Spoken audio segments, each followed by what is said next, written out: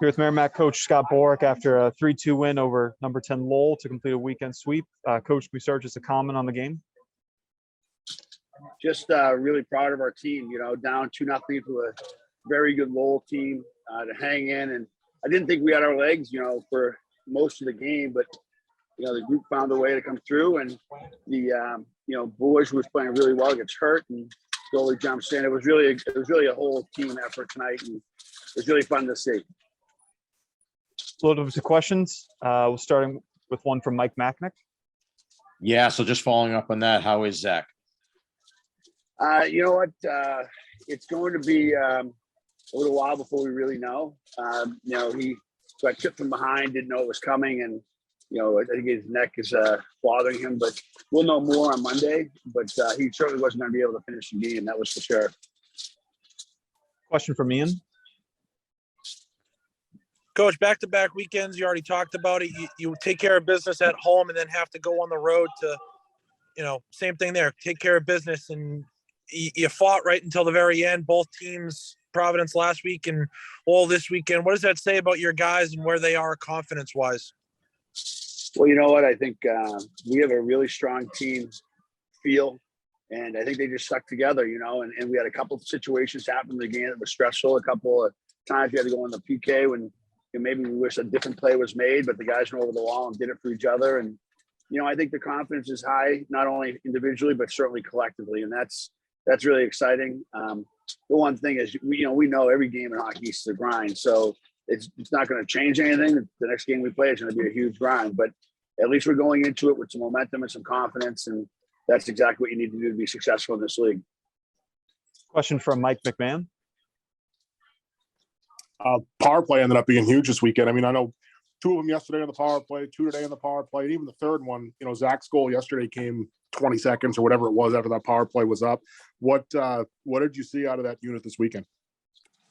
Just confidence. We moved the puck well. We shot the puck more. Both of them today were really, huge goals in the game, obviously. But you can win one goal games when your power play and your PK play like ours did tonight and yesterday. So I was really pleased with it. I think the guys feel really good about it. Question from Mike Machnik. Yeah, you gave up the goal late in the first period, and potentially, I guess, kind of like the other goal we were talking about last night, potentially a backbreaker there. But you came out strong in the second period. What did you discuss between periods? Well, ultimately, that goal was just really a miscue. It wasn't an effort situation. It was just a mistaken play, and we didn't do a good job in coverage on the reload. And we just talked about it, and it was something was happening earlier in the period. We weren't our third forward high in the zone was diving down and being too aggressive, and that happened on that play there. So tried to straighten that out. Kept playing forward. The good thing is that our guys believe we can score, and that's obviously very important in a game like that when you're behind. Question from John Leahy. Yeah, Scott, sorry for jumping on late here, but also apologize if this has already been asked. But Zach Borgiel leaving the game there, what did you see on that play? And then will he be okay? To be honest, I didn't really see what happened. I was just told what happened by the officials. And it seems like their play came up behind him, not intentionally. They had their legs got tangled, but Zach was facing one way and didn't understand the player was coming from behind him. And he got tripped. And again, I don't believe it was intentional, but he didn't hit his head, but he had some whiplash, when he went back, and he was just more stunned than anything else. I don't think we'll know really where he's at until maybe Monday. But he was playing really well and giving us a chance to be in that game. So disappointed he didn't get to finish it, but proud of the way our team rallied around Hugo and we moved forward. Question from Ian.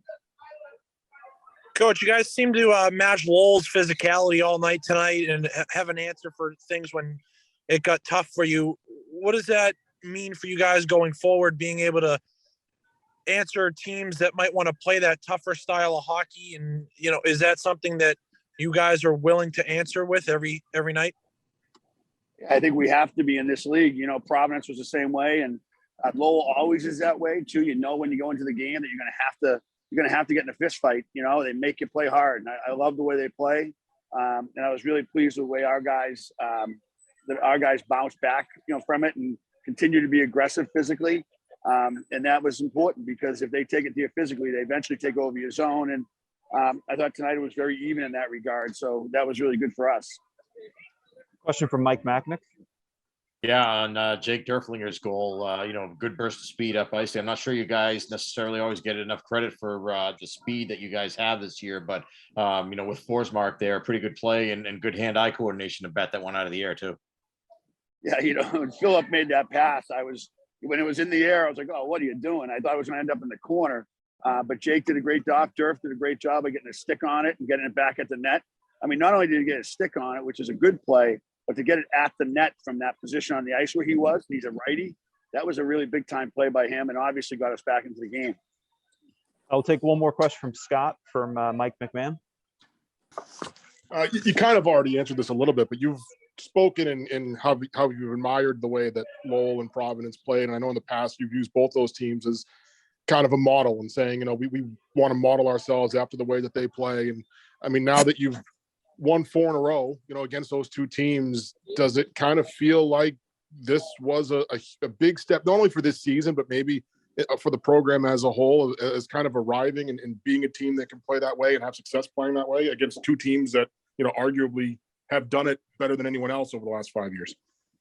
Yeah, no, it's a great point. And you know what it does? It's giving us an identity, and we have been trying to find that and fighting for that identity for a long time. And the fact that we did it against these two teams, as we've talked about, it's just, they're hard games to play. And I think, and I look back to our games with UMass Amherst, similarly difficult games.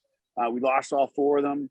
And I think that hardened us. It made us a better hockey team. We finished both these games this weekend so much better than we did against UMass Amherst. And I think that was because of those games with UMass Amherst. So we've had a challenging schedule. It doesn't get easier in Hockey East, as you know, but I think it's got us in a good place, positioned us well. And, we're playing hard and we're playing fast. And that's what we have to do. And if you're going to be successful, you can't, if I looked at our entire schedule, I just get overwhelmed. We just have, this league is tough every night. So I was, really focused one at a time, one opponent at a time, and trying not to think about the fact we're going to follow up Providence with Lowell. And now trying not to think about the fact that we're going to play an excellent UConn team on Tuesday. But, it is what it is. I think our team now, we're going to play to our identity and see what we can do.